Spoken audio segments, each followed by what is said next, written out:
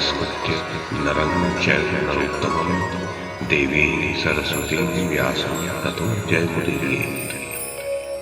ओम नमो भगवते वासुदेवाय। ओम नमः पितामहाय। ओम नमः प्रजापतिभ्यः। ओम नमः कृष्णद्वैपायनाय। ओम नमः सर्वविघ्नविनायकेभ्यः।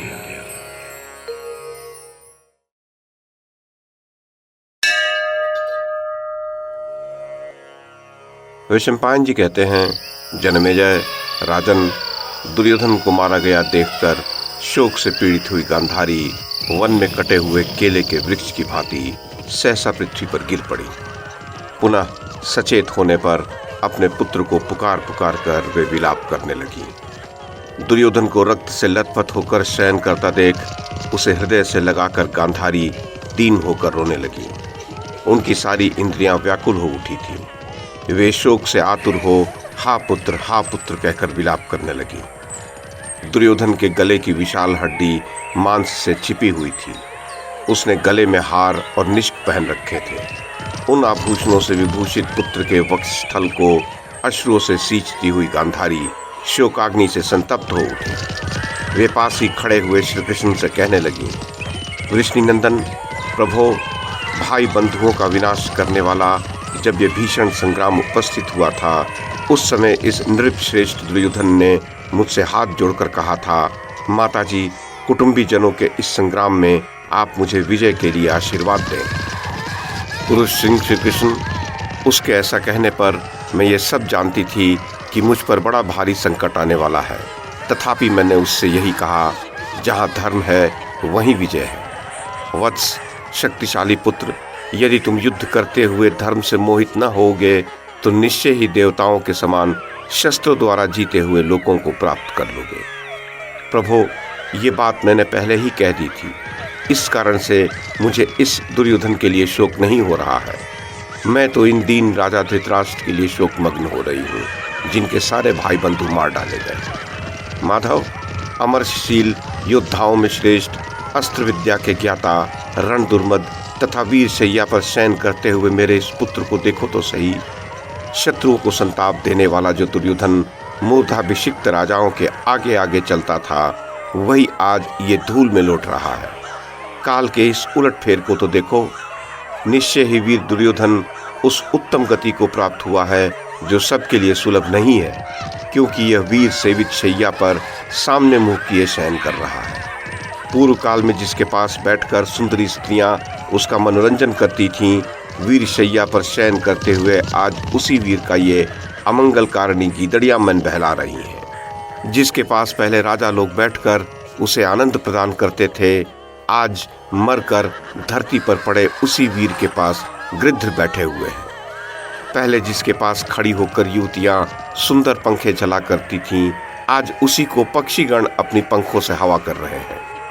ये महाबाहु सत्य पराक्रमी बलवान वीर दुर्योधन भीमसेन के द्वारा गिराया जाकर युद्ध स्थल में सिंह के मारे हुए गजराज के समान शयन कर रहा है। श्री कृष्ण, भीमसेन की चोट खाकर रक्त से लथपथ हो गदा लिए धरती पर शयन करते हुए दुर्योधन को स्वयं ही देख लो।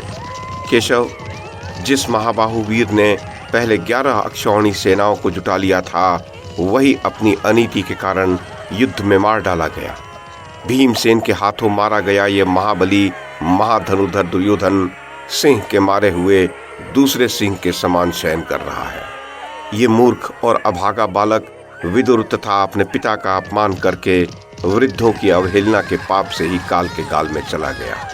ये सारी पृथ्वी 13 वर्षों तक निष्कंटक भाव से जिसके अधिकार में रही है, वही मेरा पुत्र पृथ्वीपति दुर्योधन आज मारा जाकर पृथ्वी पर पड़ा है। वृष्णिनंदन श्री कृष्ण, मैंने दुर्योधन द्वारा शासित हुई इस पृथ्वी को गजों, अश्वों और गौओं से भरी पूरी देखा था, किंतु वह राज्य चिरस्थायी न रह सका। महाबाहु माधव, आज उसी पृथ्वी को मैं देखती हूँ कि वह दूसरे के शासन में जाकर अश्वों, गजों और गाय बैलों से हीन हो गई है। अब मैं किस लिए जीवन धारण करूँ? मेरे लिए पुत्र के वध से भी अधिक कष्ट देने वाली बात यह है कि स्त्रियां रणभूमि में मारे गए अपने शूरवीर पतियों के पास बैठी रो रही हैं। इनकी दयनीय दशा तो देखो। श्री कृष्ण, सुवर्ण की वेदी के समान तेजस्विनी तथा सुंदर कटी प्रदेश वाली उस लक्ष्मण की माता को तो देखो, जो दुर्योधन के शुभ अंक में स्थित हो केश खोले रो रही है। पहले जब राजा दुर्योधन जीवित था तब निश्चय ही यह मनस्विनी बाला सुंदर बाहों वाले अपने वीर पति की दोनों भुजाओं का आश्रय लेकर इसी प्रकार उसके साथ सानंद क्रीड़ा करती रही होगी। रणभूमि में वही मेरा पुत्र अपने पुत्र के साथ ही मार डाला गया। इसे इस अवस्था में देखकर मेरे इस हृदय के सैकड़ों टुकड़े क्यों नहीं हो जा रहे। सुंदर जांघों वाली मेरी सती साध्वी पुत्रवधू कभी रक्त से भीगे हुए अपने पुत्र लक्ष्मण का मुंह सूंघती है तो कभी पति दुर्योधन का शरीर अपने हाथ से पोंछ रही है। पता नहीं ये मनस्विनी बहू पुत्र के लिए शोक कर रही है या पति के लिए। कुछ ऐसी ही अवस्था में वह जान पड़ती है। माधव, वो देखो, वो विशाल लोचना वधू पुत्र की ओर देखकर दोनों हाथों से सिर पीटती हुई अपने वीर पति कुरुराज की छाती पर गिर पड़ी। कमल पुष्प के भीतरी भाग की सी मनोहर कांति वाली मेरी तपस्विनी पुत्रवधू जो प्रफुल्ल कमल के समान सुशोभित हो रही है, कभी अपने पुत्र का मुंह पोंछती है तो कभी अपने पति का। श्री कृष्ण, यदि वेद शास्त्र सत्य है तो मेरा पुत्र ये राजा दुर्योधन निश्चय ही अपने बाहुबल से प्राप्त हुए पुण्यमय लोकों में गया है।